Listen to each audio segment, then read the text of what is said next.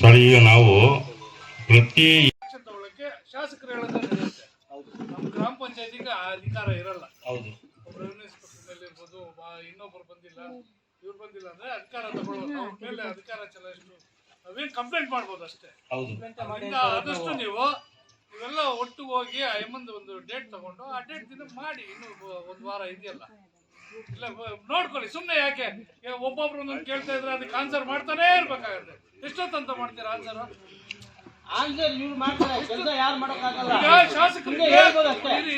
ಶಾಸಕರಿದ್ರೆ ನಿಮ್ ತಲೆ ಮೇಲೆ ಭಾರ ಇರಲ್ಲ.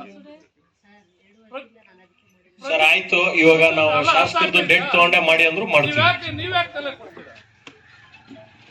ಸರಿ ಸರ್, ಅರ್ಥ ಆಗ್ತಾ ಇದೆ. ನೀವ್ಯಾಕೆ ತಲೆ ಕೊಡ್ತೀರಾ? ಎಲ್ಲರೂ ಈಗ ಹೆಂಗೂ ಇದ್ದೀರಾ? ಅಲ್ಲ ಸರ್, ಇವಾಗ ನಾನು ಎಲ್ಲ ಇಲಾಖೆ ಅಧಿಕಾರಿಗಳು ಇರಬೇಕು. ಒಂದು ಗ್ರಾಮ ಸಭೆ ಅಂತಂದ್ರೆ ಸರ್, ಒಂದು ಗ್ರಾಮ ಸಭೆ ಅಂತಂದ್ರೆ ಸಾಮಾನ್ಯ ಪ್ರಜೆಗಳಿಗೆ ಅದೊಂದು ಅವಕಾಶ, ಅವರ ಸಮಸ್ಯೆಗಳನ್ನ, ಅವರ ಪ್ರಾಬ್ಲಮ್ಸ್ ಹೇಳ್ಬೋದು.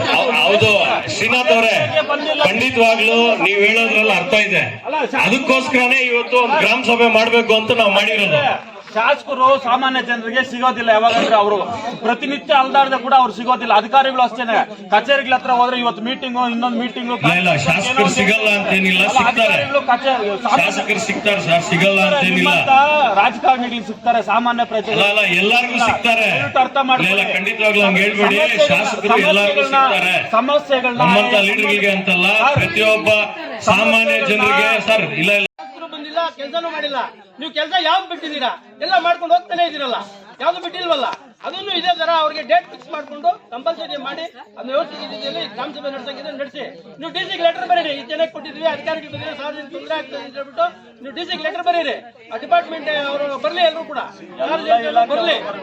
ನೀವು ಏನು ನಾವು ಡಿಸಿಗೆ ಸರ್, ನಾವು ಒಂದು ವಿಶೇಷ ಮನೆ ಕೇಳ್ತಾ ಇದ್ದೀನಿ ಸರ್. ದಯವಿಟ್ಟು ನಮ್ಮ ಮಾತಿಗೆ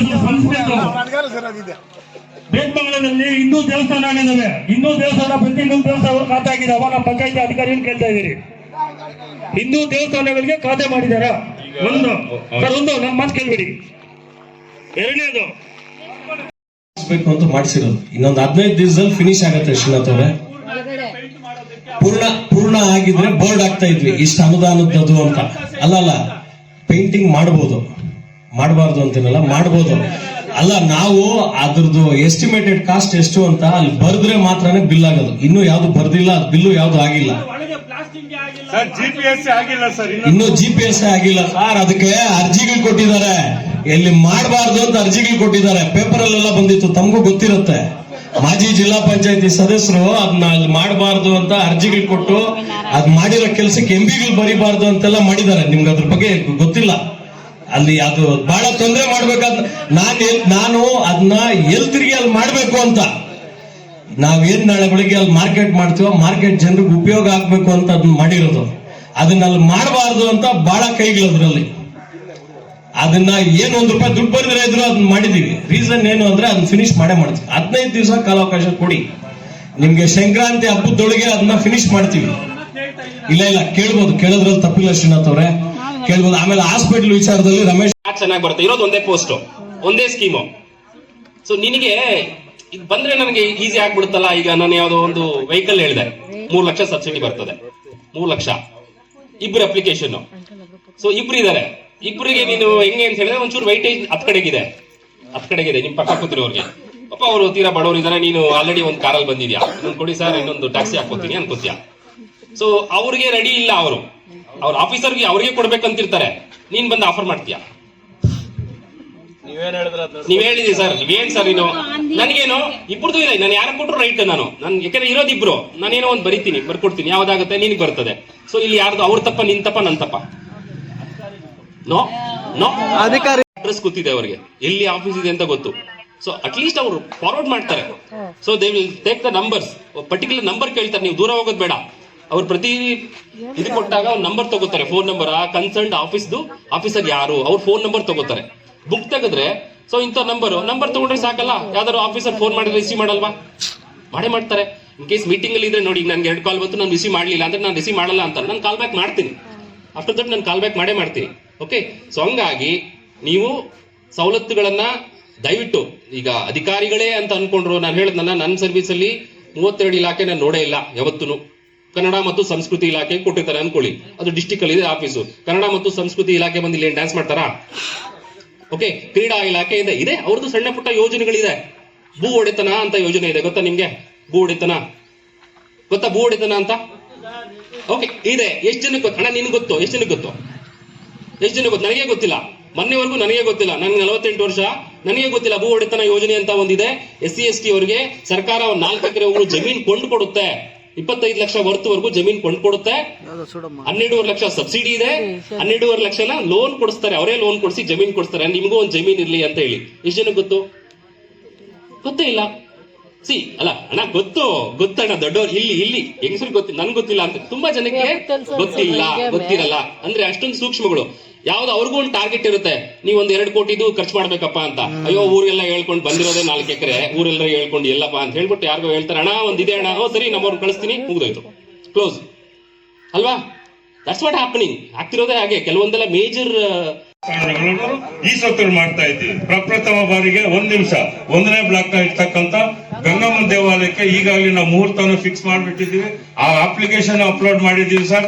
ಅದು ಹೆಸರಿಗೆ ಬರಬೇಕಷ್ಟೇ. ಈ ಖಾತೆ ಎಲ್ಲಿ ನಮ್ಮ ಶ್ರೀನಣ್ಣ ಅವ್ರು ಎಲ್ಲಿದ್ದಾರೆ ಕೇಳಿ ಸರ್. ಇವ್ರನ್ನ ಫಸ್ಟ್ ಇವ್ರ ದೇವಸ್ಥಾನಕ್ಕೆ ಪೂಜೆ ಇಟ್ಟಿದ್ದೀವಿ ಸರ್. ಎಲ್ಲಾ ದೇವಸ್ಥಾನಗಳು ಮಾಡ್ತೀವಿ ಸರ್. ಖಂಡಿತ ಸರ್. ಬೇಡ ಸರ್, ನಮ್ಗೆ ಬೇಡ. ದಯವಿಟ್ಟು ಆತರ ಭಾವನೆಗಳಿಗೆ ಧಕ್ಕೆ ಆಗ್ತಕ್ಕಂತ ಯಾವುದೇ ಕೆಲಸಗಳನ್ನ ನಮ್ಮ ಪಂಚಾಯತಿನಲ್ಲಿ ಯಾರೇ ಸಾರ್ವಜನಿಕರು ದಯವಿಟ್ಟು ಮಾಡಬಾರ್ದು ಅಂತ ಹೇಳ್ಬಿಟ್ಟು ನಾನು ರಿಕ್ವೆಸ್ಟ್ ಮಾಡ್ಕೊಂತೀನಿ. ಮೀನುಗಾರಿಕೆ ಇಲಾಖೆ ಸಹ ನಿರ್ದೇಶಕರು, ನಮ್ಮ ಬೇತ್ಮಂಗಲ ಗ್ರಾಮ ಪಂಚಾಯತ್ ನೋಡಲ್ ಅಧಿಕಾರಿಗಳು ಅವರ ಸಮ್ಮುಖದಲ್ಲಿ ಈ ದಿನ ನಮ್ಮ ಗ್ರಾಮ ಸಭೆಯನ್ನ ಏರ್ಪಡಿಸಲಾಗಿದೆ.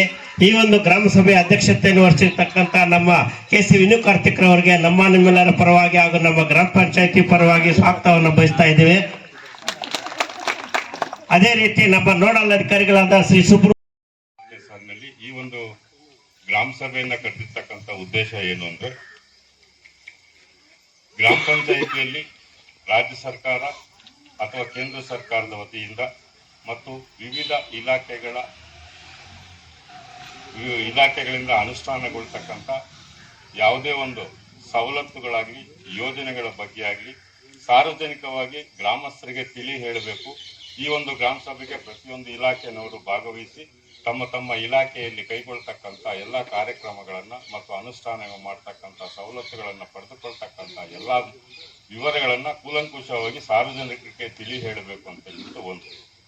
ಎರಡನೇದಾಗಿ 2024-25 ಅಂದರೆ ಮುಂದಿನ ಏಪ್ರಿಲಿಂದ ಕೈಗೊಳ್ಳಬೇಕಾದಂಥ ಅಗತ್ಯ ಕಾಮಗಾರಿಗಳಾದಂಥ ರಾಷ್ಟ್ರೀಯ ಗ್ರಾಮೀಣ ಉದ್ಯೋಗ ಖಾತ್ರಿ ಯೋಜನೆ ಅಡಿಯಲ್ಲಿ ನಮ್ಮ ಗ್ರಾಮ ಪಂಚಾಯತಿಯಿಂದ ಇರ್ಬೋದು ಅಥವಾ ಇತರೆ ಲೈನ್ ಡಿಪಾರ್ಟ್ಮೆಂಟ್ ಆದ ಕೃಷಿ ಇಲಾಖೆ, ರೇಷ್ಮೆ ಇಲಾಖೆ, ತೋಟಗಾರಿಕೆ ಇಲಾಖೆ ಮತ್ತು ಪಶುವೈದ್ಯ ಇಲಾಖೆಯಿಂದ ಏನು ನಾವು ನರೇಗಾ ಯೋಜನೆಯಲ್ಲಿ ಅಗತ್ಯ ಕಾಮಗಾರಿಗಳನ್ನು ಕೈಗೊಳ್ಳಬೇಕಾಗಿದೆ ಮತ್ತು ವೈಯಕ್ತಿಕ ಫಲಾನುಭವಿಗಳು ಏನು ಆತ ಫಲಾನುಭವಿಗಳನ್ನು ಆಯ್ಕೆ ಮಾಡಿಕೊಳ್ಳಲು ಈ ಒಂದು ಗ್ರಾಮ ಸಭೆ ಮುಖಾಂತರ ಆಯ್ಕೆ ಮಾಡಿಕೊಳ್ಬೇಕು ಅಂತ ಒಂದು ನಿರ್ದೇಶನದ ಮೇರೆಗೆ ಪ್ರತಿ ಗ್ರಾಮ ಪಂಚಾಯತಿಗಳನ್ನು ಈ ಒಂದು ಗ್ರಾಮ ಸಭೆಗಳನ್ನು ಏರ್ಪಾಡು ಮಾಡ್ತಾ ಇದ್ದೀವಿ ಸರ್.